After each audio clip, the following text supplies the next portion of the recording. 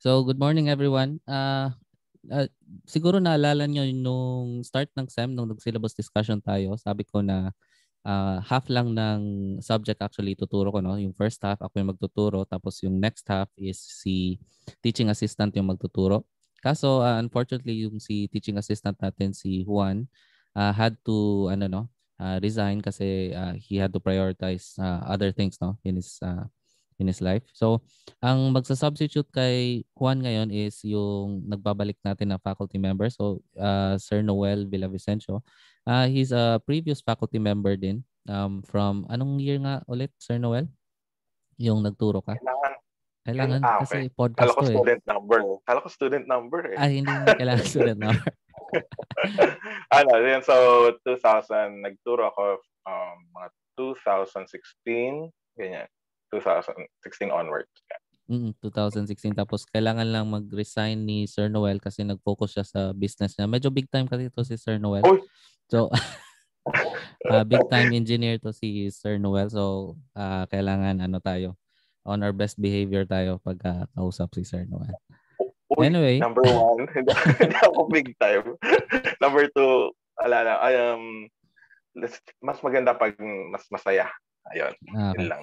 Pero si Sir Noel naman, mostly focus siya sa mineral processing pero well-versed naman siya in terms of physical metallurgy din. No? So well capable naman siya magturo sa subject na to. So from after this session, ako muna ngayon, magtuturo sa inyo.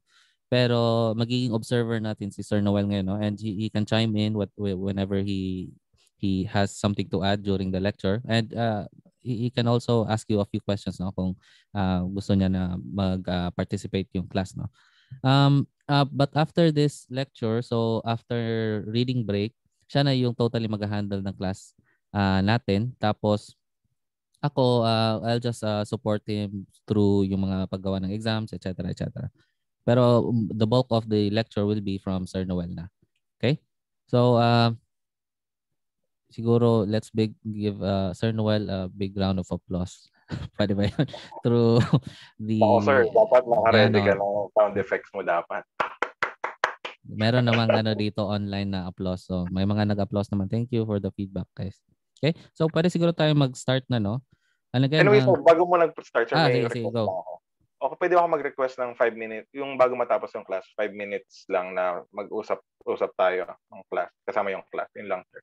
Okay. Mag-request lang ako regarding yung number ng sessions and then schedule lang. Mga ganun lang mamaya. May ka-clarify lang. Okay, sige, ganun na lang. Tapos, Salamat. before we start din, baka may questions kayo about Sir Noel or may gusto kayong question i-ask to Sir Noel directly? Oo nga. Yes. From Huwag the kayong students. matakot. Actually, very friendly to si Sir Noel. No? Most of his class are very fun kasi lively to and perky si Sir Noel. No?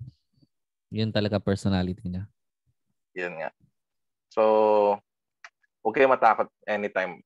And basta mamaya, in last 5 minutes, may mga proposals ako sa inyo. Okay. Meron bang questions? Like kung anong student number ni Sir Noel, mga ganon? Anything but that. Okay na. Nag-thumbs up si Excel. So kung wala lang tanong, can I have a thumbs up para mapwede tayo mag-start with our lecture? Okay, meron naman ng thumbs up na, no? Okay, thank you for the feedback, guys. So let's start with our lecture for today, no? So ito will be I'll be giving a parang short introduction lang, no, to heat treatment, no? And yung mga different na principles involved when we talk about heat treatment, especially for ferrous alloys, no? So yung mga non-ferrous alloys, si Sir Noel na magdi-discuss next meeting, no? Apart from non-ferrous alloys, i-discuss na rin doon yung mga different na calculations no involved when we talk about heat treatment. So for now, we'll be focusing more of mga theories behind it, no? Or yung mga principles and concepts that drive heat treatment, no? Okay? So in heat treatment, you probably heard of this there before, no? Siguro sa from Math 11 and even on the first part sa lecture sa Math 176, paulit-ulit natin mini-mention tong heat treatment, no? So basically, heat treatment is just the controlling of heating and cooling of metals to achieve the necessary properties na gusto natin.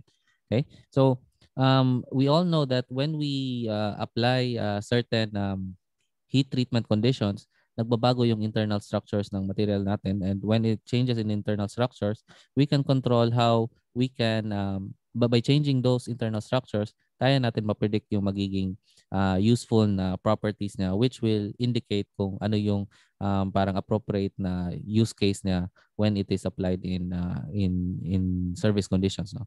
Okay?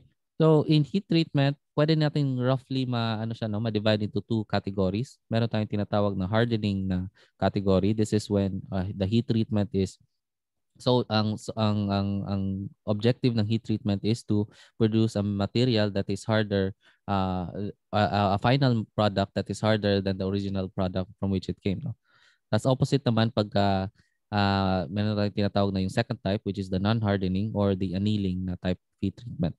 So kung annealing yung heat treatment, this is more of the case wherein we start with a hard material, tapos gusto natin i-soften yung material for a certain amount of reasons, no?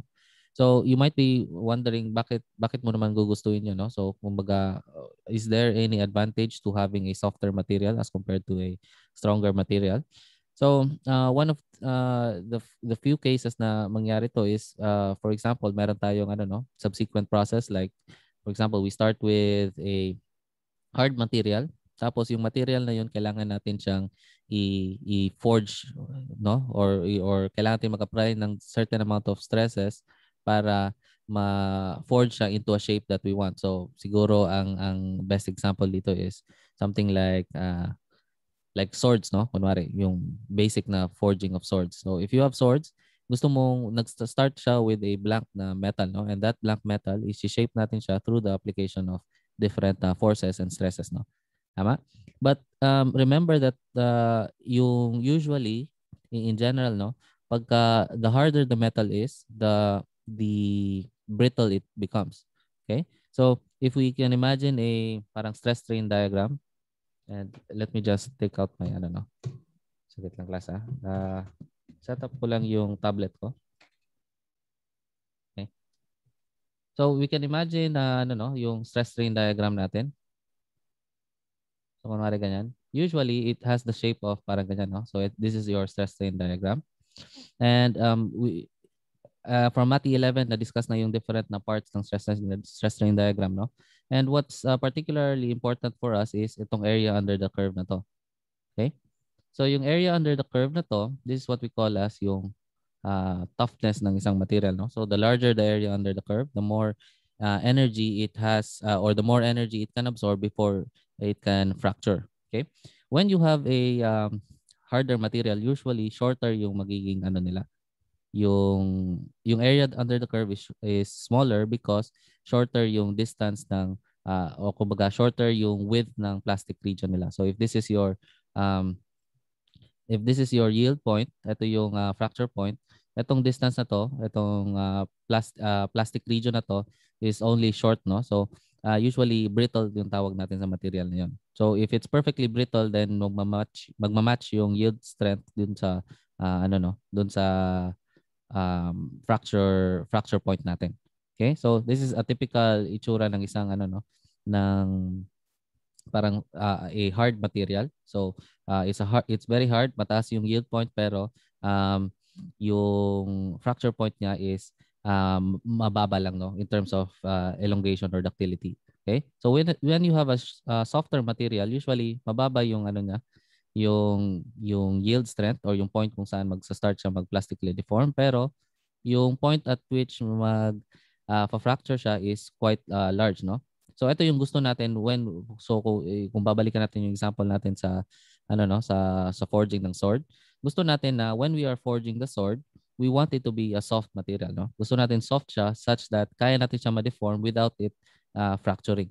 And bukod doon sa ayaw natin mag-fracture siya, gusto din natin na mag-conserve ng energy, no? So usually kasi for example, if this were a large scale operation, instead of using yung manual na anvil tsaka hammer, ang ginagamit dito is meron tayong mga automated na mga I forgot the term. it's a plate and parang die siya. So mayroon kang die na nagmo-move up and down driven by mga hydraulic systems. Tapos the harder the material is, the more energy you need or you need to consume para lang ma-deform yung material na yun. So if you manage to soften your material, mangyayari is mas konti yung energy na kailangan mo para ma-deform yung material na yun. So there are cases wherein gusto talaga natin i-soften yung material, pero there are also cases na gusto natin siyang i-harden. No? So itong hardening naman, very obvious naman yung application na. No? So for example, if you want kunwari, if you have a material that is necessary for structural purposes, then as much as possible, gusto natin as hard as possible yung magiging material property niya. Okay? So, that's heat treatment. No? So, there are, for heat treatment, marami tayong kino-consider dito, pero mostly ang gusto natin i-analyze is yung tinatawag na time. So, minsan tinatawag siyang soaking time, no? Soaking time, tapos meron din tayong tinatawag na soaking temperature. So, ito yung two parang kumbaga key ingredients or key parameters that we need to manipulate when we talk about heat treatment. And calculations of this will be discussed more in depth sa next few weeks, no? When we talk about hardenability na and other calculations necessary dito sa no, sa heat treatment. Okay, this will be discussed by Sir Noel next meeting, no. Okay? So, ano lang? Mag-next slide. Okay?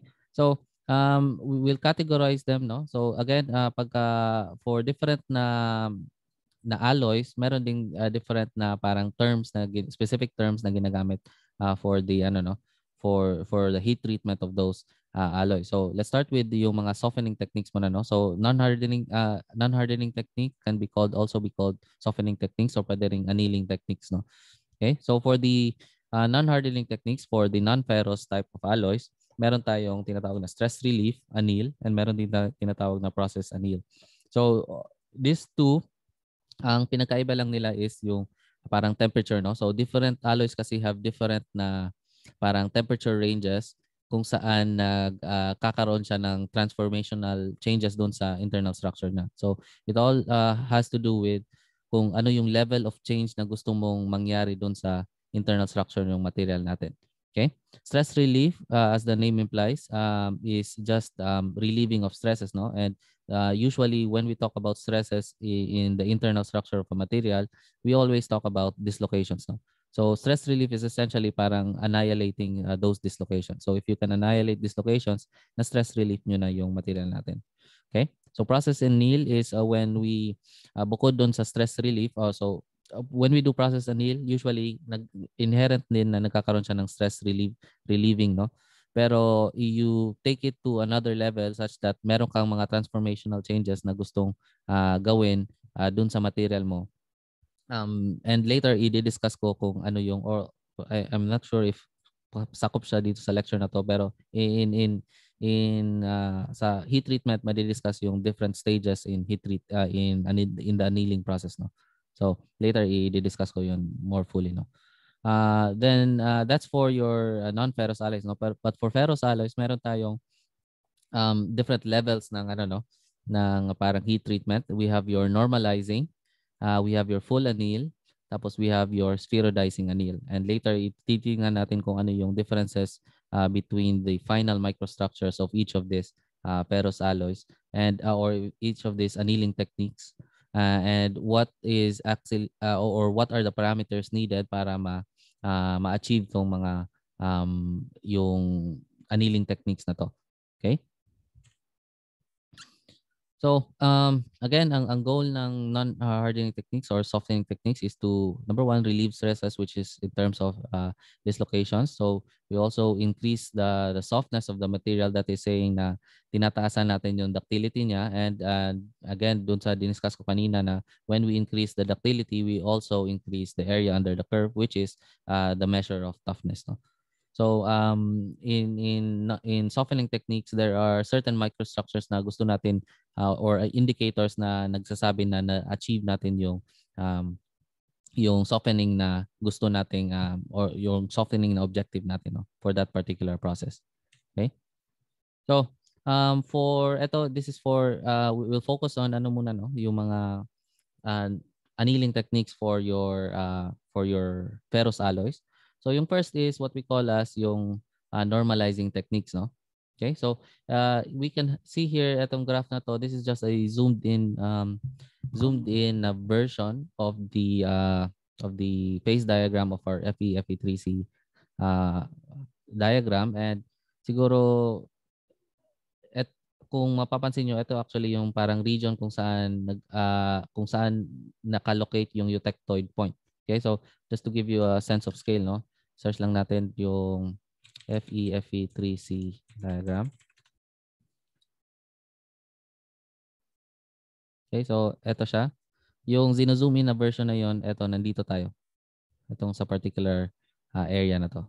Okay, so ito yung point wherein you have austenite undergoing eutectoid transformation into alpha plus Fe3C, which is this region right here. Okay, so ito siya dito.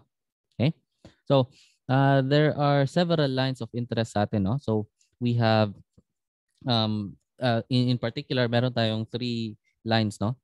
We have your A1 line, which is known as your eutectoid line. So itong A1 line, anything below the eutectoid line, you are sure na nagkapag-produce ka na ng alpha plus Fe3C. Okay? Tapos anything above, after A1, we have your A3 and your ACM. So A3 here is anything above A3, you have an austenitic microstructure, and A3 is only applicable if you have yung tinatawag nating hypoeutectoid na conditions, no? And I'm sure you remember hypoeutectoid. Ito yung na-discuss natin dati when we were talking about the phase diagrams for steels, no? So hypoeutectoid is anything that has a lower concentration than your eutectoid composition. So roughly yung eutectoid composition natin is around 0.78 or pwede rin 0.8. Dito ni-round off lang yan to 0.8. Pero this is somewhere around 0.78, no, yung eutectoid composition. Okay, so if anything before, if you have hypoeutectoid conditions, dapat A3 line yung tinitingnan natin if you want to go above the austenitic temperature, no? Okay, or tama, if you want to have if you want to determine the austenitizing temperature necessary to achieve a normalizing condition, dapat A3 yung tinitingnan natin for hypoeutectoid. Okay, anything beyond the eutectoid point, so you have your hypereutectoid na conditions, so that is to the right of the eutectoid point, you have your ACM line. So ACM, the CM here stands for cementite, no? So this is where this ACM line signifies yung point at which your cementite will start to form. Because if you remember, kung i-drawing natin siya, no? Di ba, ito, this is your gamma phase. Ito yung gamma region. Ito, this is actually your alpha plus gamma region. Dito, this is gamma plus Fe3C. 3C. Tapos dito sa baba, this is where you have alpha plus Fe3C. Tama? Okay? So, ang goal kasi ng normalizing natin is that we want to produce a structure that is gusto natin na, kumbaga, kaya yung term na yun is kaya ginagamit natin normalizing kasi gusto natin as normal as possible yung magiging final microstructure natin.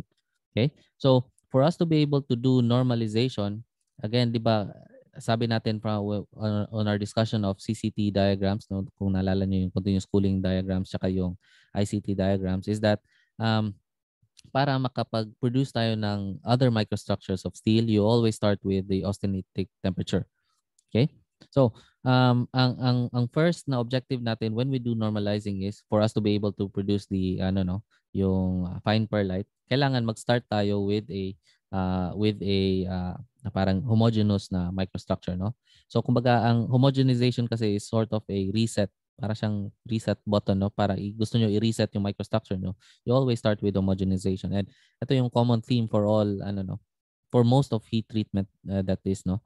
So for example, kung something like yung na-discuss nating strengthening mechanism, which is precipitation hardening, it always begins with a solutionizing step, no, or a homogenization step. So homogenization is trying to find a particular na region kung saan magsa-start ka with a homogeneous microstructure. And for steels, that homogeneous microstructure is your austenite. Okay?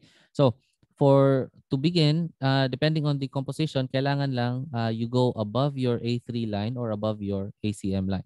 Okay? And it needs to be at least 55 degrees above that critical temperature. Okay, so whether it's A3 or ACM, kailangan at least 55 degrees above that. And for this case, ito siya, naka-highlight siya dito sa ano, no, itong parang orange na ano na to, or peach na color na to. This is the normalizing region. So that is roughly around 55 degrees upwards of the critical temperature. Okay, so after producing the critical or after you produce the homogeneous na structure austenite, gusto natin na um, i-air cool lang siya. So when we um, air cool our austenitic structure, usually ang napoproduce natin is either fine perlite or yung coarse perlite. No? So it's actually a combination. No? Mostly fine, pero you can also produce coarse perlite, no, depending on gaano kabilis yung depending sa air cooling conditions, no. Usually if you want to produce coarse perlite talaga, then you might want to consider something like furnace cooling, no, wherein mas lower pa yung drop off ng temperature, no. Pero in general, pag in air cool natin, usually fine yung napoproduce, probably some coarse perlite as well, pero majority will be fine perlite. Okay, so kaya normalize yung tawag. Again, I've mentioned na normalize yung tawag natin kasi ito yung parang equilibrium condition niya or normal condition ng isang parang isang steel product, no. Gusto natin na if left on its own, parang usually ang magiging equilibrium na phase niya will be the perlite phase, no. Actually, the equilibrium phase pa lang proper term, no. It should be the metastable phase kumbaga. So if left siya for yung mga usual processing conditions, ito yung microstructure that is that will be predicted by that types of processes, no, for normal processes. Okay, so that is your fine perlite. Now pagka full anneal naman, ang goal lang ng full anneal is to soften your material, no. So and when we do softening ng um, ng ng steels or ferrous alloys, usually ni-utilize lang to sa mga low and medium carbon steels that needs to undergo machining operations, no. So the process is that we want to raise it to a temperature above your ACM, above your critical temperature A3, pero ayaw natin na ma-reset yung ano natin, yung mga carbides natin. So for example, for high amounts of 'di ba sabi kasi ang full anneal is mostly used for low and medium carbon steels. Pagka mataas na yung carbon concentration natin, ayaw natin na ma-reset yung parang carbides that are already present. So gusto natin ma-retain yung carbides na yun. So in that case, ang gusto natin is kailangan lang na i-produce natin is or kailangan lang natin iwasan is yung A3 and A1 na lines. So if you have hyper-eutectoid conditions, para maiwasan natin na ma-reset yung cementite and cementite, which is the carbides that are already formed, ayaw natin siyang itaas above the ACM line. So gusto natin above A1 line lang siya. So anything before, pwede mong i-reset yung carbides, pero anything after the hypoeutectoid conditions, this is now your medium to high carbon content, no? Hindi mo gusto na i-reset yung kumbaga yung mga carbides na yun. So that's why if you look at this blue region here, it's only above A3 for your hypoeutectoid conditions, pero pagka hypereutectoid conditions, above A1 lang siya. Okay? So ang general na napoproduce na structure for a full anneal process is your coarse pearlite. And if you notice, for you to be able to produce this coarse pearlite, yung largely coarse pearlite, no, kailangan mas slower pa yung parang cooling rate ng cooling rate ng whatever material you are processing, no, kaysa doon sa sa air cooling natin. So, 'di ba, yung first natin na normalizing, ang ginamit natin is air cooling.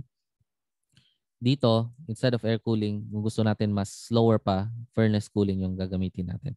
Okay? So by doing furnace cooling, we are able to produce coarse pearlite. So again, the if you remember your strengthening mechanisms, pagka larger yung grain sizes, magiging softer yung material natin, no? So the smaller the grain sizes, magiging harder siya. So in this case, a full anneal will give you a final product that is even softer than the normalized na product, no?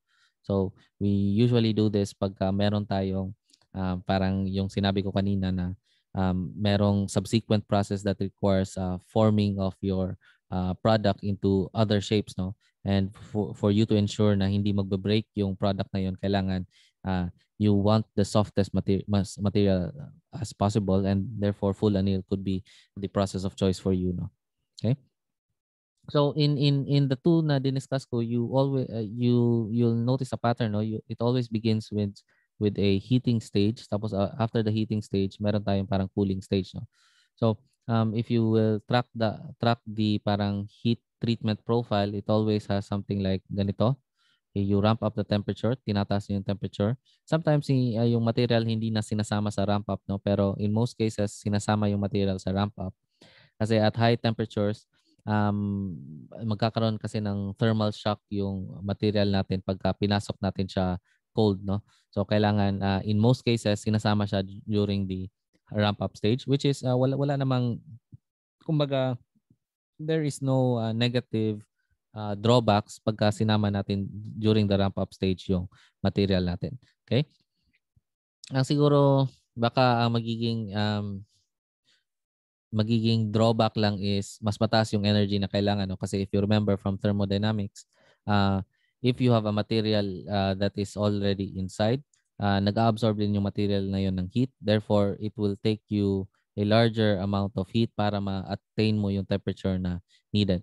Pero if you think about it, yung thermodynamics naman will always parang balance it out eventually. So kung pinasok mo naman yung material mo at high temperature tapos pinasok mo siya, magda-drop din yung eventual na furnace temperature ng material mo dahil ina-absorb or magda-drop yung furnace na temperature mo dahil nagpasok ka ng material na malamig, no? So kumbaga i-absorb din niya yung heat, so kailangan din i-compensate ng furnace mo. So really there is no negative drawback to placing the material during the ramping stage. Okay, so we ramp it up. So from room temp, i-ramp up natin yung furnace natin up to a temperature that is suitable, no? So for full anneal, it's above A3 or above A1, pero pag normalizing, it's above A3 or above ACM. Okay? So then we have a plateau, no? Magpa-plateau tayo. This is what you call as yung soaking time, no? So ito yung soaking natin or the heat treatment. Etong buong to, this is the heat treatment stage, no? Etong particular na to, ito yung soaking na stage natin. So soaking stage, usually pag heat treatment profile, it's in terms of temperature and time, no? Ito, time yun nandito. So magra-ramp up tayo. So we start with a room temperature up to a certain temperature na to. So this could be AC, basta this is a critical temperature. So when we achieve the critical temperature, isa-soak natin siya for a considerable amount of time. So soaking it for a considerable amount of time ensures that we produce for this case, a full anneal, and the full anneal and normalizing is we ensure na makakapag-produce tayo ng gamma phase, no, or the austenite phase. Okay? So after soaking it, then we have yung cooling stage, no. So cooling, depending on your etong ramp up, this is dictated by the furnace, no. So kung gaano ka bilis uminit yung furnace, no, then you can have a different na parang slope dito sa ramp up stage. Pero ito, you can rarely control this, no? So it all depends on the equipment you have. Pero dito sa cooling stage, this is where you have absolute control of it, no? Or hindi naman absolute, pero you have more control of it as opposed to the ramp up temperature. So siguro na during the exam, no, medyo na ano na to, na introduce na sa inyo yung H value. Tama? Yung parang may table akong inintroduce doon. So, you have H is known as the severity of quench, no? I forgot what H stands for, pero this is, pero i-discuss naman to ni Sir Noel in the next few weeks, no? Pero this is known as the severity of quench. So, um, yung severity of quench natin indicates yung kung gaano ka-aggressive yung magiging quenching natin, no?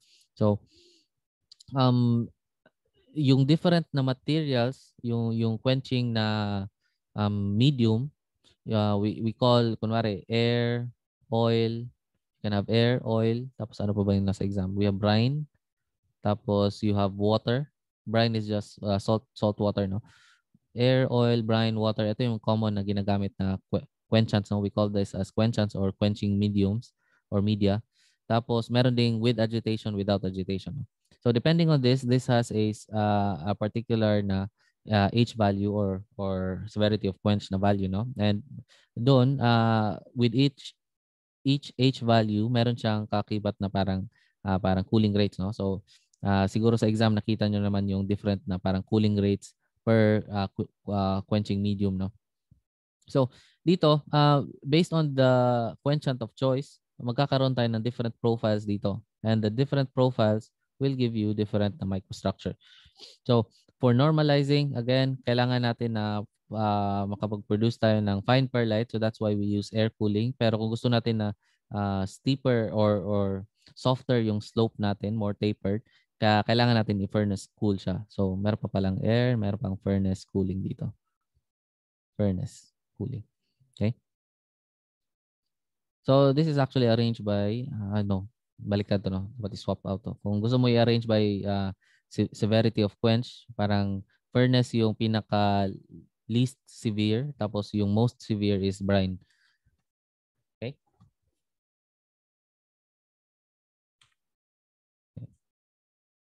So yung last natin is your spheroidizing anneal. So usually spheroidizing anneal is this is where you want to produce the equilibrium conditions. No? So I've mentioned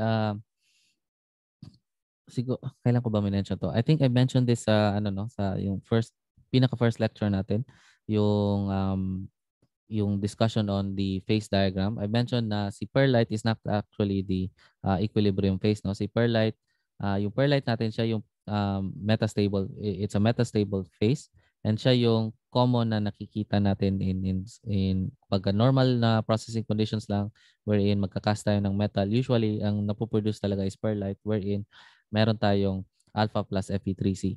Okay? Pero yung perlite is not actually the hindi siya yung kumbaga equilibrium condition. Kasi if you think about it, kunwari yung pagka nag-equilibrate na yung material natin, if left on its own, pagka nag-equilibrate yung material natin, gusto talaga nila mag-form ng spheroids, no? Kasi siya yung least amount of energy. So if you think about it, and this is also roughly discussed dun sa no?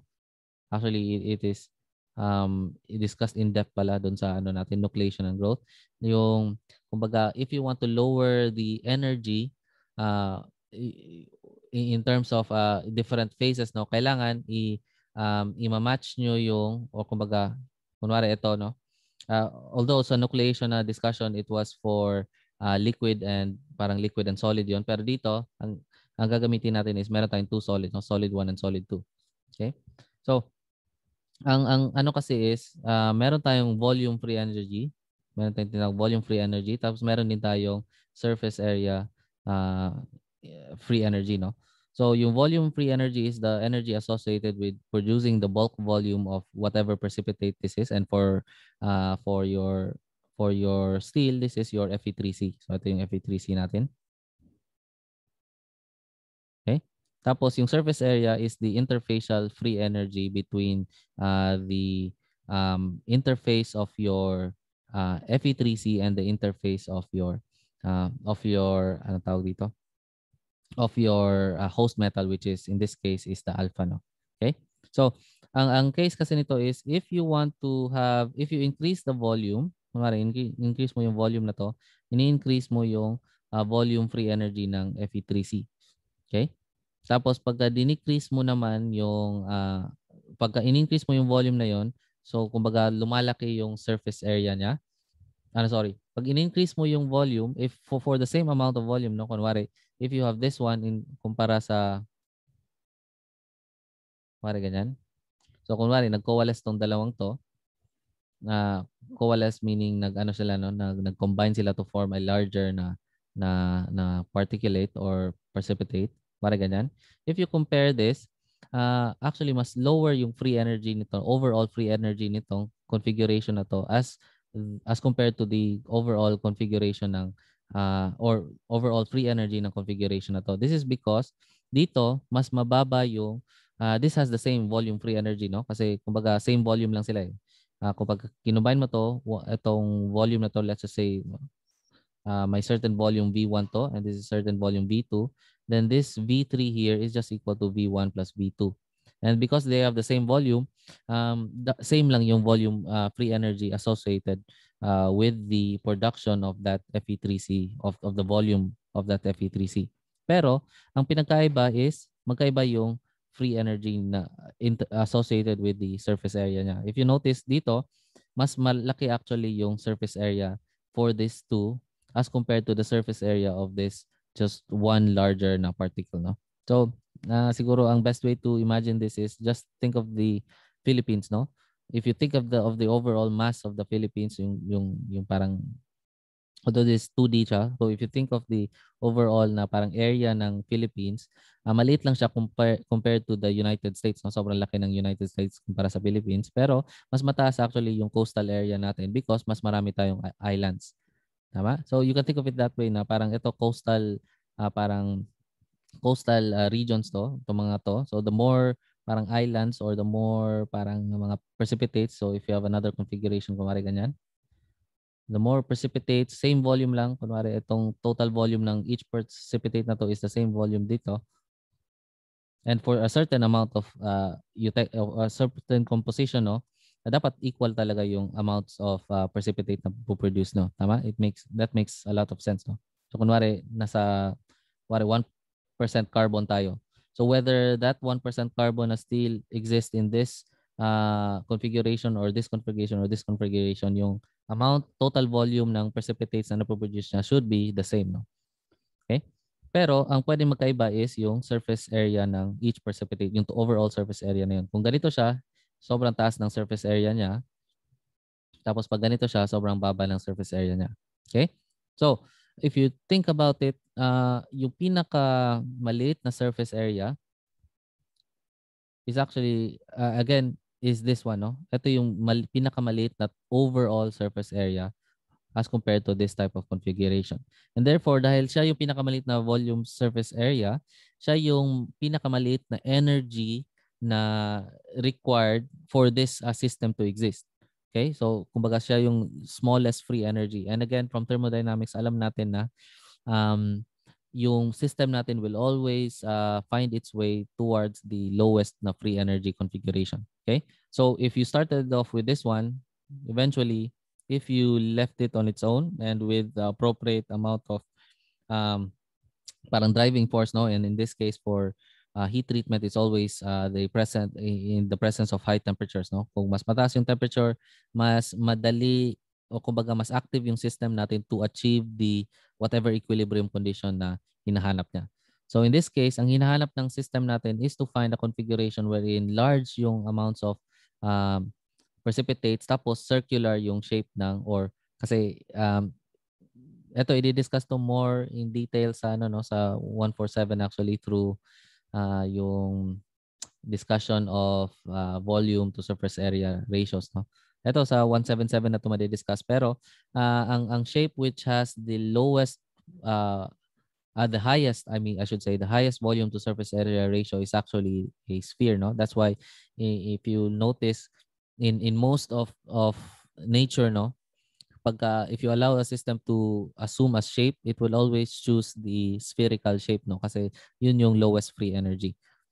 Okay, so just look at a droplet, kunwari yung mga tubig, parang it could assume any shape it wants, no, pero usually pagka nagano tayo, if you look at water droplets, usually naka-spherical sila. If you look at planets, kunwari yung planets, no, it could assume any shape, pero most planets or almost all planets will assume the shape of a sphere, no, kasi yun yung lowest free energy. Okay, so therefore ang gusto ng ang equilibrium condition for steel is to produce a product that has a large amounts of precipitates, tapos spherical yung shape, and this spherical shape, no, is what ito yung tinatawag na spheroidite, no. So this is also a microstructure of steel. So we've covered from the first few lessons, no, na meron tayong austenite. Austenite is when we have usually nasa taas siya, no, yung sa austenitization na region. Austenite is a microstructure of steel. Tapos usually beginning siya ng homogeneous stage, no. And from austenite you can produce the other microstructures of steel. So we start with austenite, and yung pinakasimple na structure is your perlite, no. So perlite, fun fact lang, no, kung nagtataka kayo kung bakit siya tinawag na perlite, because dati kasi you all know kung ano yung itsura ng perlite, no. Perlite is this one. It has the eutectoid na structure, no, which is yung parang the formation of itong mga lamellar structure, no. We call this as ito yung lamellar structure, and ito yung lamellae. And if you want to know more about it, there is a discussion of it sa doon sa natin handouts, at saka yung presentation na binigay nandun sa natin which details kung paano na-produce tong microstructure or kung paano na-develop tong microstructures na to. Okay? So usually ganito yung perlite, no? So it has the lamellar structures. Tapos it's called perlite because actually dati kasi when microstructures or when microscopes weren't that weren't that powerful, usually ang nakikita nila is at kung austenite pa siya, sorry, kung naka-austenite pala to, no? Kung wari austenite pa yung starting point niya, usually nakikita siya sa microscope as a bright na parang white na microstructure. Pero pagka nag-undergo na siya ng transformation, nag-produce siya ng perlite, nagiging gray yung itsura niya, no? Parang, or hindi naman gray, parang silvery, parang pearl-like yung niya. So, parang pearl-like. Parang pearl-like yung itsura ng isang microstructure that has the perlite. So, kaya parang ang sabi nila, dahil hindi nga powerful, yung lamellar na structures na to, hindi nakikita as lamellar structures nun. Parang kumbaga, blurred lang nakikita nila. So, nakikita nila na etong white and dark black na to. So, ito, ngayon, dahil powerful na ang microscopes natin, nakikita na natin individually as black to. Tapos ito yung white yung host, tapos black yung mga lamellar na structures natin, no, ng Fe3C. So ito, kitang-kita na natin sa microscopes ngayon. Pero dati, hindi to kita. Itong white and black na alternating na to, it's as if para siyang silvery pearl, parang pearl-like na lang siya, no, na itsura. Kaya siya tinawag na perlite. Okay? So another structure of perlite, yun yung perlite. Tapos meron tayong na-observe din na bainite, no? So you remember bainite? So bainite, kaya siya tinawag na bainite dahil ang nakadiscover sa kanya of how to produce bainite is si Bain. Ano bang pangalan ni Bain? Nakalimutan ko yung full name ni Bain, no? Pero Bain was a researcher, a metallurgist that studied the microstructures of steel. Tapos siya yung first nakadiscover sa bainite na structure, no? So bainite, usually pwede nating i-divide siya into two, no? Yung feathery bainite, tapos meron din tayong yung needle-like. So needle-like, minsan tinatawag tong acicular, no? And again, ito, I think nasa discussion to sa din, no? Sa tawag dito? Doon sa development of microstructure. Although na-cover din natin to sa CCT diagrams natin, no? So pwede siyang feathery or pwede siyang acicular, no? One of this is known as also the upper bainite, and the other is the lower bainite. Right now, I've forgotten, no? Unless naalala mo ba, Sir Noel, kung ano yung alin dito yung upper and alin dito yung lower bainite?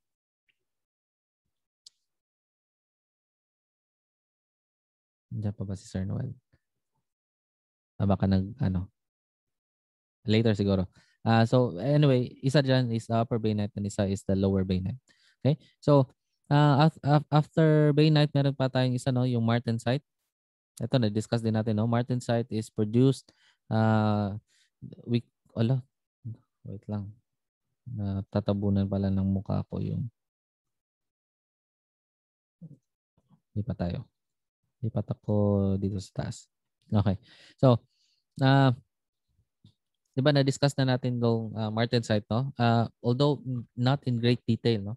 If you want to read more about martensitic transformation, Reed Hill, pati si Porter has a good discussion on I don't know how martensitic structures are formed. But basically, si martensite is not formed through diffusion process, no? Ang tinatawag nga natin dito sa martensite, and I think I discussed this before, no?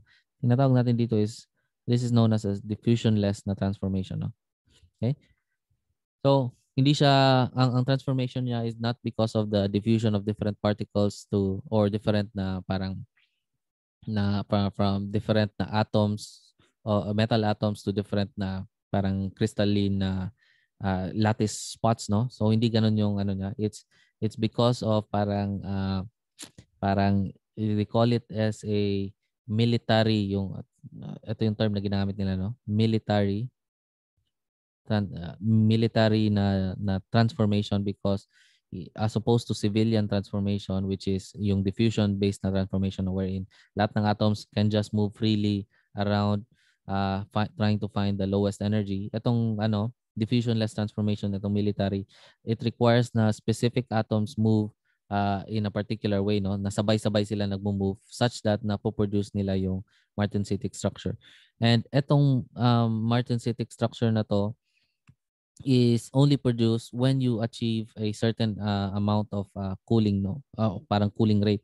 So remember, kung naalala niyo yung CCT diagrams, na-achieve lang ang martensite pagka iniiwasan natin yung nose ng ng curve, no? So if you remember CCTs, parang meron siyang nose.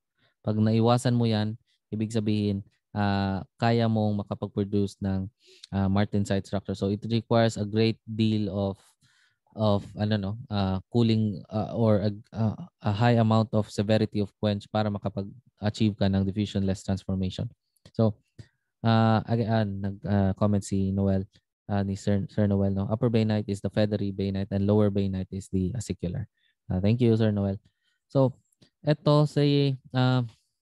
etong sa diffusionless transformation, kasi nga because of the parang rapid quench, so your material or your structure, yung mga atoms mo do not have enough time to diffuse into certain parang favorable na regions, no? So walang time ka na yung mga material mo na mag-undergo ng diffusion based transformations like perlite and bainite, no? So kailangan niya dumaan sa diffusionless process. So and this diffusionless process is known as the martensitic transformation. So martensite is not actually exclusive to steels alone, no? So pag narinig niyo yung term na martensitic transformation, this just means na diffusionless yung transformation na yun. So there are also martensitic structures for different na non-ferrous alloys. So for example, brass has a martensitic transformation. I think aluminum also has one. Hindi ko na maalala yung ibang non-ferrous alloys, no? The brass lang. Aluminum doesn't have one, I think. Brass lang ata. Okay? Or copper. Anyway, for yung martensite, this is characterized by parang high toughness, pero ang problema sa martensite is it's extremely brittle, no? So that's why in most cases martensite undergoes another process known as your tempering. So through tempering, nakakapag-produce tayo ng tempered martensite, and from tempered martensite, yung parang ang mangyayari diyan is if you have ito yung microstructure, kumbaga kung ito yung magiging stress strain diagram ng martensite natin, so it's extremely brittle, no? Actually mas shorter pa ata, parang ganyan lang. So tempered martensite has the benefit of sacrificing only a few megapascals of yield strength. So mas mababa yung yield strength niya, pero sobrang laki ng gain niya dun sa ductility niya, therefore producing a material with extremely high toughness, no? So kaya in most cases when you have martensitic structure, usually hini-heat treat mo ulit siya through tempering para magkaroon siya ng higher na no. So softening technique siya pero konti lang yung sinasacrifice mo para lang makagain ka ng sobrang taas na toughness, no. Okay? So, after this martensite, ito na yung last na microstructure natin, yung spheroidite, which is considered as the equilibrium na microstructure for your steel. Okay? And I'm not sure kung meron tayong parang microstructure of dito. Spheroidite. Pero usually, spheroidite, ang goal kasi natin is to just achieve gusto lang natin sa spheroidizing is ma-achieve yung tawag dito, yung equilibrium structure of steels, no? So kung gusto natin ma-achieve yung equilibrium structures of steels, hindi actually natin kailangan dumaan sa austenitic phase ulit. Okay? You can go to the austenitic phase pero hindi na siya nagmamatter because kumbaga kahit nasa pearlite phase siya or whether it's a pearlite phase, it's a bainite phase, or it's a martensitic phase, those phases are all metastable phases lang, no?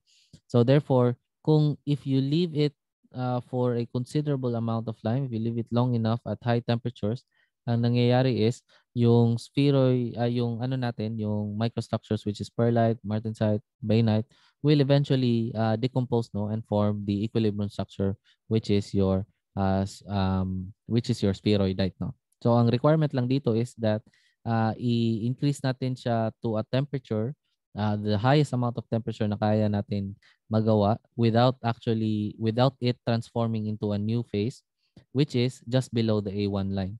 Okay? Kasi anything above the A1 line, you will now have transformation. So if you notice, above dito, if it's hypoeutectoid, above A1 line dito, you will now produce your austenite phase, no? Magiging alpha plus austenite to, tapos totally magde-decompose yung Fe3C mo.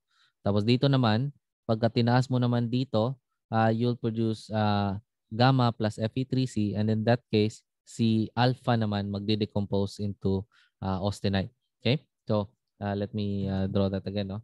So kunwari dito, again, ito is alpha plus Fe3C. And gusto kasi natin makapag-produce ng equilibrium structure, no? An equilibrium structure of steel is, again, alpha plus spheroids ng Fe3C. Okay? So if you go above this A1 line, ang mapuproduce mo dito is alpha plus gamma. So kumbaga fully dissolve mo yung Fe3C natin. So kung fully dissolved si Fe3C, hindi mo mapoproduce yung mga spheroids of cementite. Pag dito naman, pag hypoeutectoid conditions naman, hypereutectoid conditions, you'll have gamma plus Fe3C naman dito. So yung alpha mo will transform into gamma. So in this case, yung host na host na atoms is not alpha, and therefore hindi mo mapoproduce pa rin yung equilibrium structure. So it requires na dapat ito yung two phases na present mo. So that is achieved only below the A1 line. So technically, you can do spheroidizing dito, no? Pwede naman dito ka mag-spheroidize itong sa region na to. This is also acceptable. Pero ang problema lang is, in annealing kasi, there is a inverse relationship between your soaking time and soaking temperature. So, di ko alam, in the annealing discussion, madidiscuss naman to, no? Wherein makakapag-produce kayo ng mga tinatawag na S-curve, no? Parang may S-curves. This is the amount of time needed for a certain temperature, no? So it's of the pagka na-discuss to later on in this course, usually Arrhenius type of equation, if you remember Arrhenius type of equation, no? Wherein meron tayong parang E raised to the negative Q over RT. So a certain value K, parang ganyan. K is, ito yung Arrhenius type equation, no? And the annealing equation also follows an Arrhenius type of equation, no? So dito, usually inverse yung relationship ng soaking time and soaking temp, no? So if you have higher soaking temperature, then you will need lower soaking time to achieve a certain amount of to achieve a certain microstructure, no? So if for example, if the microstructure remains the same, kunwari for the same microstructure na target, if you have lower soaking temperature, then you will need to have higher soaking time para ma-achieve yung same microstructure na yun. Okay? So, for the interest of parang time, kasi usually sa processes, no, you want high throughput kasi. Gusto mo, lalo na pag your heat treating large batches, no, gusto mo as fast as possible yung process mo. So kung gusto mo as fast as possible siya, dapat gusto mo the least amount of time it takes to achieve that microstructure. So if you want the least amount of time, then you need to have the highest possible temperature that is allowed. And in this case, yung highest possible allowed temperature is actually just below the A1 line. Okay, so that's why yun yung pinipiling temperature for spheroidizing anneal. Okay? So, ito yung itsura ng ng spheroidite. This is known as spheroidite. So, you can see na parang spheroidal or globular yung shape ng Fe3C, no? So, yun yung term na ginagamit natin for a sphere-like na structure, spheroidal or globular. So, ito yung cementite natin. So, from the lamellar structure or the feathery lamellar structure of perlite or the feather structure of feather or fascicular structure of your bainite, magde-decompose sila to form the globular and spheroidal. So the more time you allow for this to occur, pag and you notice na continuous yung matrix ng Fe natin. So it's a continuous matrix because if you allow enough time, so kunwari bukod sa nagko-coalesce yung, 'di ba? Kunwari you start off with something like this. Let's just say perlite yung starting natin. So, kunwari ganyan, and I'll just show some portions, no. So perlite yung starting natin. So eventually magbe-breakdown to mga yung lamellar na cementite na to, magbe-breakdown sila into parang pwedeng ganyan, no. Magbe-breakdown sila. Eventually etong mga to magko-combine sila to form larger. Tapos eventually magpo-form sila ng mga spheroid and globular structure. Pero bukod doon, yung host phase mo din, itong mga alpha phase mo, nagko-coalesce din sila, no? Kasi since you have enough time for diffusion to occur, then pwedeng magre-realignment sila. Okay? So meron silang, kunwari, di ba? Again, we mentioned na yung grain boundaries are actually just misalignment of your lattice structure, no? So if you remember, kunwari, yung lattice structure natin dito, is described, itong grain boundary is just described as a misalignment of the lattice structure. So if this is your lattice structure dito, kumari ganyan, lattice structure dyan, ang pwedeng lattice structure dito sa kabila ay pa ganyan. So if you are given enough time, so pwedeng mag-diffuse to together, then pwedeng mangyayari is magkakaroon tayo ng realignment, which is in general ang nangyayari kasi is parang kinakain ng larger grain yung smaller grains.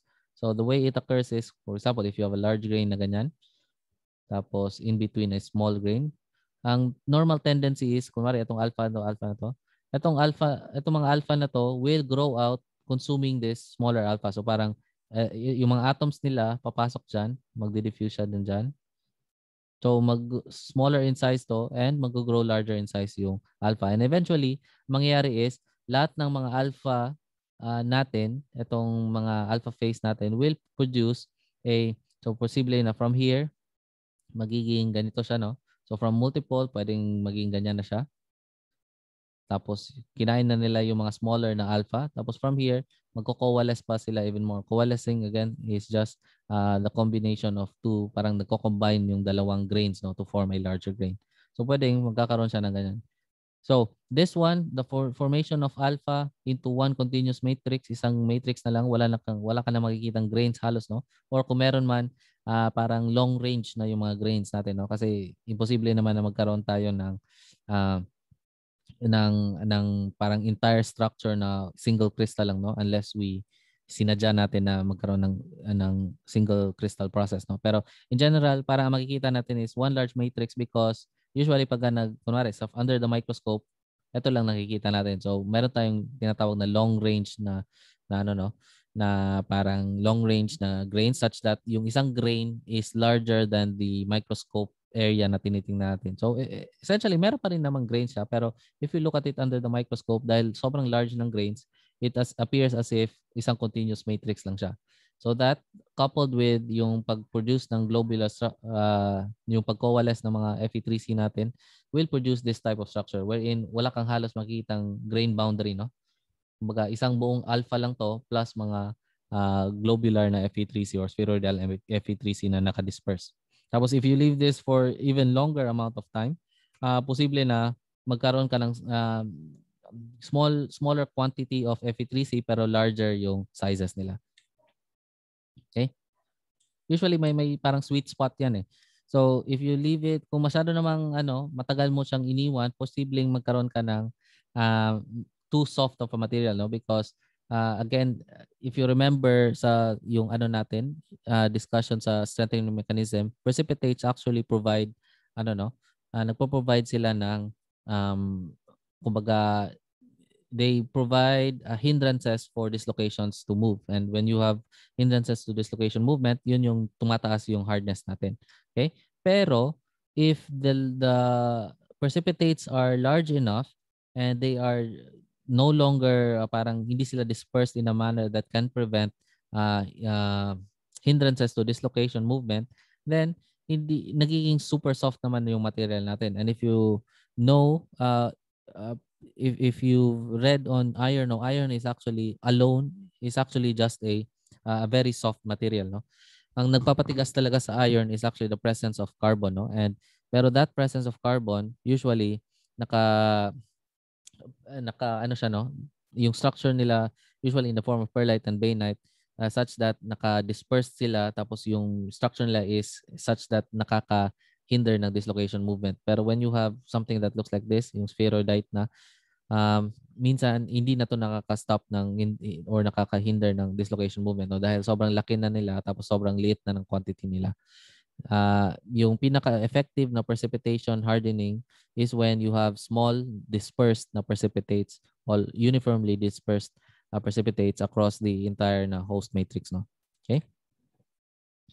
So ito naman, proceed tayo sa hardening treatment. So we have your through hardening. This is pagka through hardening, this means that you are hardening all throughout the all throughout the material. So from the core to the exterior surface, nag-experience siya ng hardening, no. And usually when we talk about hardening especially in terms of in terms of in terms of steels, hardening is achievement of the martensitic structure. That's why later on, pag nag-discuss kayo ng hardenability, we can roughly define it as the ease of which we can form martensite. Okay, because martensite, sometimes martensite is just known as the hard face. No? So the ease of which you can form the hard face or the martensite face is the hardenability of material. No?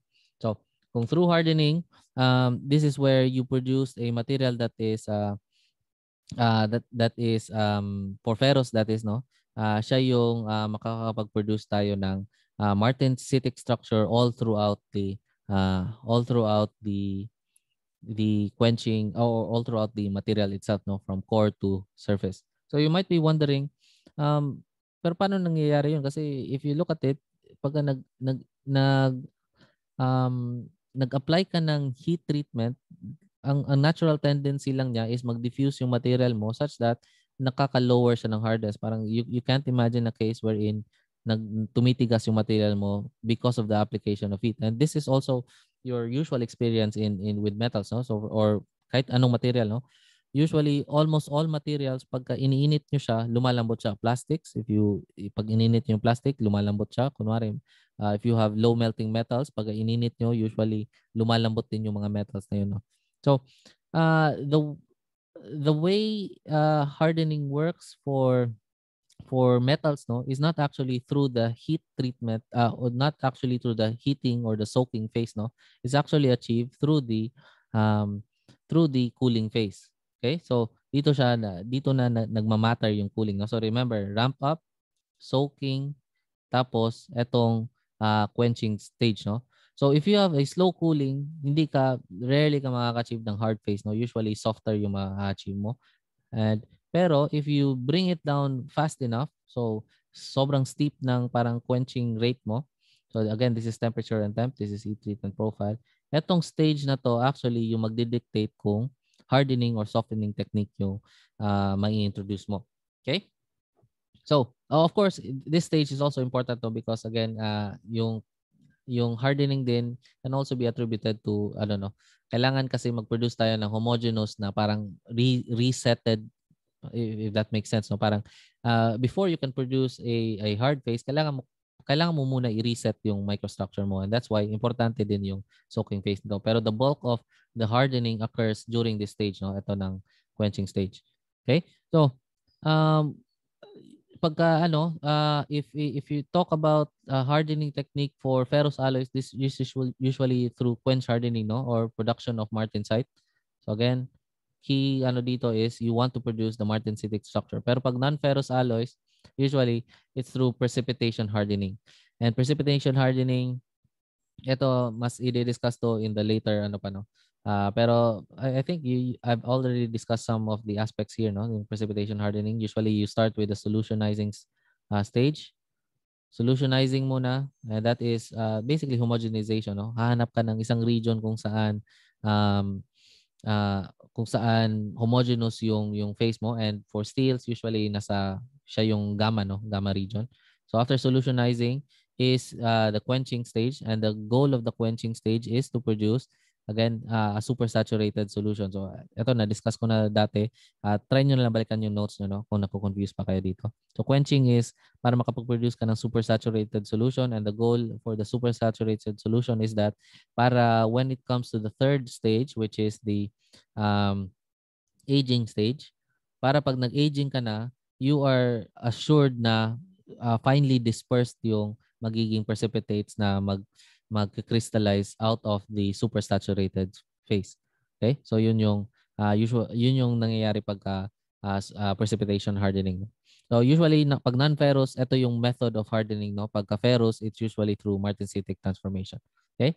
Then you have your if you're not doing through hardening, then you are doing case hardening. And case hardening is just um, producing a hard face doon sa ano lang natin, no?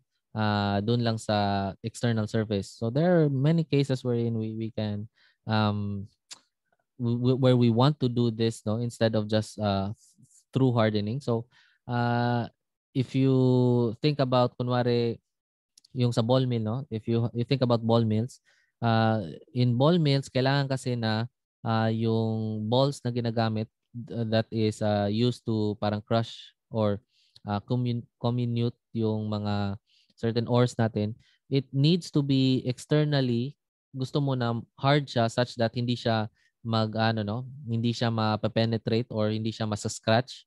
So kailangan mataas yung hardness niya doon sa external surface. Okay? So kailangan sa external surface, this is your ball, dapat this should be able to resist any form of scratching, no, or penetration. Okay? Pero sa interior, itong core natin, yung core, no, if this is the surface and ito yung core, sa core natin, gusto kasi natin na mag-absorb siya ng energy, no? Kasi 'di ba, the balls are flying everywhere, no? And they need, para pa maging effective sila, kailangan or para hindi siya mag-fracture, kailangan maka-absorb siya ng high amounts of energy. Okay? And for us to be able to absorb high amounts of energy, kailangan may certain plasticity siya, no? So certain level of plasticity. So if you have again, babalik ulit tayo na stress strain diagram, no? Kung maliit lang yung totally hard yung surface mo all throughout, then pwedeng mag-break lang yung material mo dahil masyadong brittle siya. Pero if you have a soft interior, yung soft interior mo mababa lang yung so it can be easily scratched, but because it is protected by the case hardened surface, then kaya niya mag-absorb ng large amounts of energy without fracturing. So ito yung good thing about case hardening, no? You parang you get the best of both worlds, no? Parang your material can withstand large amounts of stresses without breaking. Tapos pero yung exterior niya is also strong enough na hindi siya magkakaroon ng scratches or magkakaroon ng fractures, no? So in some cases, case hardened materials are better than your true hardened materials. So, but it depends on, again, the application. Okay. So this can be achieved in two ways. Pwedeng chemical adjustment. So pwedeng ang mangyayari is you can do yung, if you remember your exam, actually ito ata yung exam natin sa diffusion, uh, or kahit yung mga quizzes natin sa diffusion, no, yung or yung mga examples natin sa diffusion, we have your case hardening na case, na ano, no, na scenario wherein ang gusto natin is, gusto lang natin na i-penetrate or ipa-diffuse in. So kunwari, usually ang technique is either, it's depending on your metal, no, it's if it's either a nitride former or a carbide former. Pero usually, if it's a nitride former, then it's also a carbide former. No? So usually, the hard phase is, for case hardening is either yung metal plus nitrogen, and pwede siyang in this form, no? Or pwede rin siyang metal and carbide in this form. So, pwede siguro, if you think about, kunwari, mga titanium nitride is an extremely hard phase, but also titanium carbide is also an extremely hard phase. So you can either do both, no? You can either do nitride or carbide. Okay? So ito, what you do is, 'di ba, pag nagde-diffuse tayo, magka-create ka ng profile, no? So if you remember your diffusion, from the surface, if this is the surface, ano, magkakaroon tayo ng profile, di ba? So, let's just do, ano, no, let's just do fix first law, no, wherein parang constant lang yung, ano, yung change in yung diffusion flux natin. So, kung constant lang, so usually, kung high concentration, so you maintain a certain concentration level dito. So, concentration of, let's just say, nitrogen dito. Tapos, after, if you leave it long enough, magdi-diffuse siya inwards such that dito sa loob, magkakaroon ka ng certain concentration din. So, let's just say concentration at depth x to, no? So, you'll notice dito na certain, mayroong certain parts na mas mataas yung nitrogen or carbon content than the other parts, no? So, magkakaroon ka ng gradient wherein dito sa taas, meron kang case hardening na mangyayari. Dito sa loob, wala kang case hardening. So, actually, mukhang ito ata yung yung sa exam na binigay ko, tama? Parang may certain depth na kailangan daw maka-achieve ka ng certain level of hardness.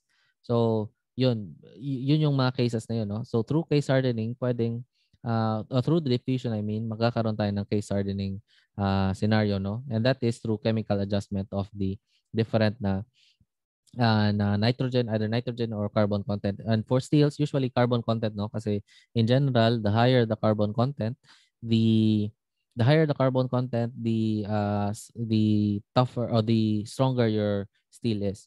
So usually pag mas maliit yung content na yun, so magiging softer yung steel natin. Okay? Then you can also have differential heat treatment, no? So pwedeng all throughout same lang yung carbon treatment pero magkaiba yung heat treatment mo. So pwedeng ang gawin natin is, and ito yung kadalasan nangyayari, no? So kunwari itong core na to, this is the core that's mayroon ng surface, lalo na pagka itong mga steel balls na to, kunwari ganito. Pwedeng ang gawin nyo is pwede nyo i-expose siya into a certain quenching na medium, no? And that quenching medium, um, totally magkaiba kasi yung magiging cooling rate ng nasa core versus cooling rate ng nasa labas. Tama? Itong nasa exterior surface natin, siya yung pinakamabilis na cooling rate kasi directly exposed siya doon sa quenchant natin. So mabilis yung parang pag-draw out ng heat from the surface to the to the to the whatever quenchant there is, no. Okay? Pero if you think about it, itong sa loob kasi itong core na to, parang in a way insulated siya kasi doon dahil sa external surface, naging insulated siya, so mas mabagal yung magiging heat transfer niya from this portion to this portion. Okay, so ang mangyayari is may differential na heat treatment ka. So posible na this is a natural way of doing it, no, because of the shape of the material, meron kang differential heat treatment. Pero may cases din wherein pwede mo ma-alter yung differential heat, pwede mo ma-produce tong differential heat treatment through ano lang, through other means, no. So kunwari a good example is if you know how katana blades are made. So kunwari lang maganda yung drawing ko, no. Kunwari katana blade to. So in a katana blade, usually naka-curve yung surface na yan, no? So naka-curve siya is because of may differential heat treatment ka. So one surface is actually coated with a refractory material, no? Usually clay. So kino-coat nila yung isang surface with refractory material clay such that hindi siya nakaka-undergo ng um, fast na heat treatment, no?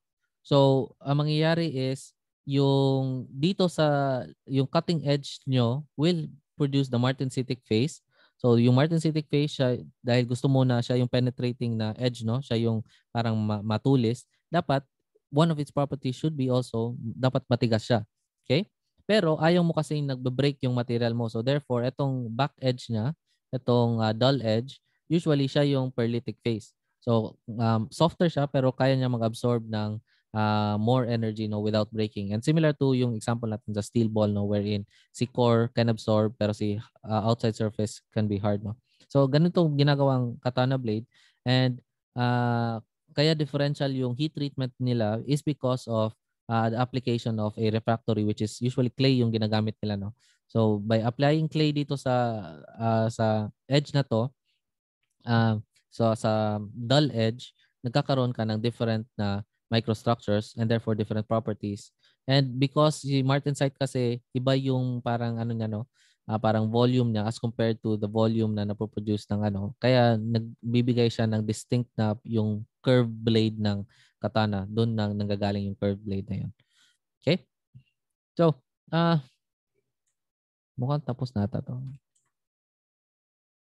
So ito, i-discuss na lang yung certain stages, no, ng quench hardening. Ito, quench hardening, again, we begin with austenitization. So it's either above A3 or above ACM. So if you remember the ano, no? So you always start with the austenite region. So if it's hypoeutectoid, above A3 ka, hypereutectoid, above ACM ka. Okay? So you start with a temperature above that to produce austenite. So to ensure that you produce a austenite na phase, usually this is a general rule, no, you should provide 1 hour of soaking time for every inch of thickness your material has. Okay, so again, this is because kapag masyadong makapal yung material mo, again, yung interior parts nagiging insulated sila dahil meron kang parang additional material pa doon sa labas, no. Okay, so ito yung general rule of thumb, you add 1 hour for every inch thickness. Then after that, kailangan mo i-quench siya at the critical cooling rate. And depending on the alloy of the material, it has different cooling rates, no? And you can consult with the CCT diagrams para makita mo kung ano yung critical cooling rate. So again, ang goal nito is kailangan i-harden mo yung material mo such that it produces the hard phase, which again is your martensitic phase. Okay? So after quenching it, usually meron talagang subsequent stage pa na tempering, and tempering is necessary because martensite alone, although it is very hard, it is extremely brittle, no. So rarely ka makakita ng martensite phase na hindi tinetemper, no. So you just temper it at a temperature below A1, no. So depending on the degree of parang softening na gusto mong or tempering na gusto mo, pwede magbago yung parang temperature and as well as yung time, no. Okay? So this one, this is more of ano na, no. Ito na yung mga intricacies when we do quenching. And ito i-discuss na to sa next usual sa annealing na to i-discuss. And I think Sir Noel can discuss this in more detail na lang, no. So but essentially kasi medyo we were pressed for time na, no. So pwedeng i-skip ko na lang to and I leave this to Sir Noel. Pero essentially parang ang mangyayari is if you have a austenitized material tapos ilalagay mo sa quenching medium, usually magkaiba yung parang cooling rate at different stages, no, because of the formation of yung mga vapor blanket natin. So vapor blanket because usually pag kunwari meron tayong water yung ginamit, nag-evaporate kasi yung water and therefore nagpo-produce ng vapor blanket, no. Tapos after vapor blanket, pag natanggal yung vapor blanket natin, magkakaroon tayo ng nucleate boiling, which is sorry. Siguro I can end my lecture now kasi konti na lang yung oras, no, and I think Sir Noel has a few words to say to you. Pero technically ito mukhang covered na to ng next na lecture, no, which is all about ano, no, yung production, yung annealing mechanics, tapos yung mga yung microstructures na mapoproduce through different na stages, no. Okay? So, eto, I think I can end my lecture now and give the Hi, Sir floor Stan. to Noel para pwede na kayo mag-discuss. Sige, Sir Noel. Ay, before Ah, that, no, Sir Noel, sorry. Before sige. that, pwede bang, are there any questions from the class regarding yung mga na-discuss ko so far? Medyo marami pala akong nasabi, no? Pero may questions ba?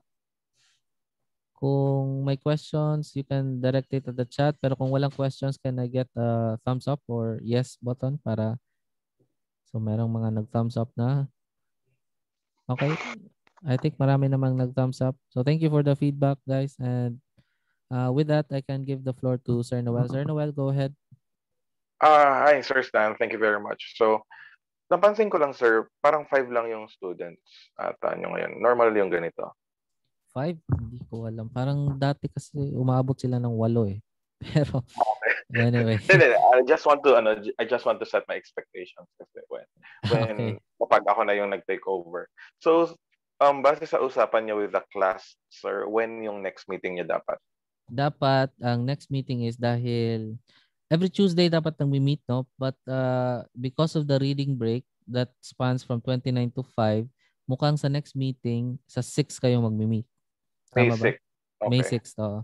Tapos pwedeng from there pwede na kayong mag-usap if you want to meet every Thursday na lang or kung gusto nyo every Tuesday pa rin, which is kung 6th, you can meet on the 11th sa next or the 13th depending on Okay, yes. ano. Establish na lang namin yan, sir. Next question, sir, is meron ba silang messenger group or like itong class lang na to? Pwede ba akong magbuo ng messenger group? Pwede naman magbuo ng messenger group. Ako, wala akong messenger group with them. Usually sa Ovle Okay. lang. By the way, class, si Sir Noel kasi inaayos pa yung access niya to Ovle, no? So, sa ngayon, hindi siya makakommunicate sa inyo through Ovle. So, maybe you can communicate with him through other means, no? And yung suggestion ni Sir Yeah, Noel is yun through nga. messenger. Okay? To everyone, ang nakikita nyo na profile picture ko ngayon is yan, yung weird na yan, yung bilog na parang may rainbow around. Ang name ko sa Facebook is Noel Villavicencio. Paki-add nyo na lang ako, i-accept ko kayo. And then, meron ba kayong batch leader itong section na to? Parang like, ganun. Meron ba sila? Wala. Hindi ako sure. Okay. Kung wala, hingin ko na lang kay Sir Stan yung class list ninyo and then we will try to form a messenger group. Kasi yun nga, wala akong access ngayon dun sa Ovle. So, Mm-hmm. mahilig akong tawagan kayo personally. Guys, pasensya na lang kung may mga tanong kayo. So, ganun. Pwede siguro Hindi mo, kung gusto mo, Sir Noel, pwede tayo mag-assign ngayon ng oh, isang person to create the group for you. yes, yes, okay yun. Baka mas okay yun. Sino ba yung kaibigan yung Meron bang lahat? pwedeng mag-volunteer? Yes, mag-volunteer. Or gusto nyo ba ako mag-volunteer sa inyo?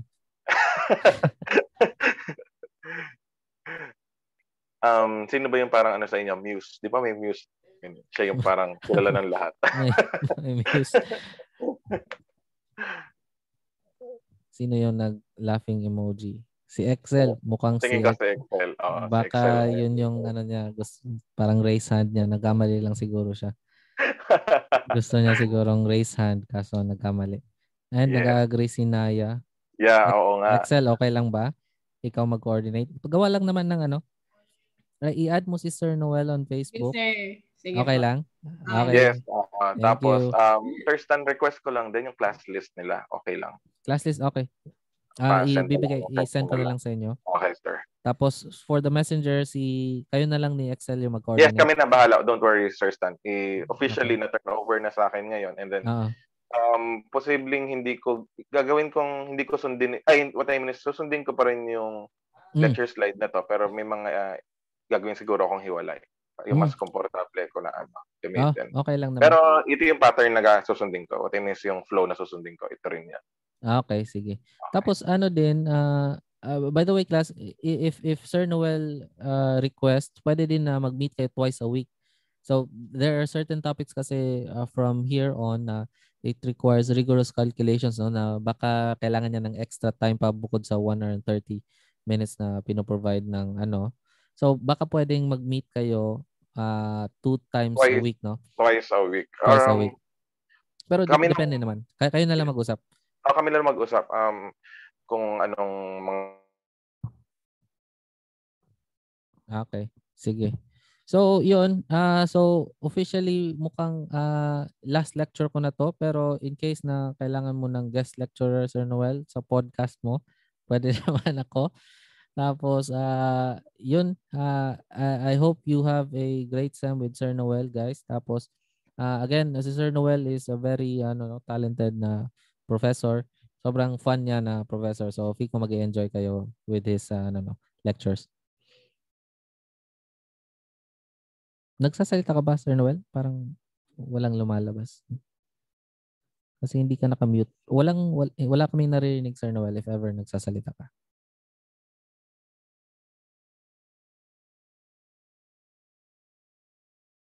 Ay, mukhang na disconnect si Sir Noel.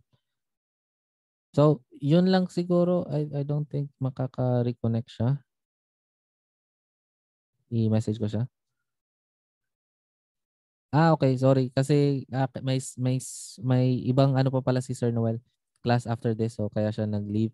So, yun lang siguro. So again, this is my last lecture official lecture with you guys. So, I hope you I don't know, you welcome you welcome Sir Noel with open arms kasi mabait naman si Sir Noel talaga. He is a fun teacher. Tapos I hope you learn a lot. Tapos magkikita-kita pa rin naman tayo during mga exams or mga ganyan. Or part pa rin naman ako sa mag-create ng mga exam. So, I'll still see you around siguro. Pero not in lectures na lang. So, okay. Thank you everyone for participating and I've enjoyed this sem so far, no? And I hope you will continue to enjoy it as we progress in the course, no?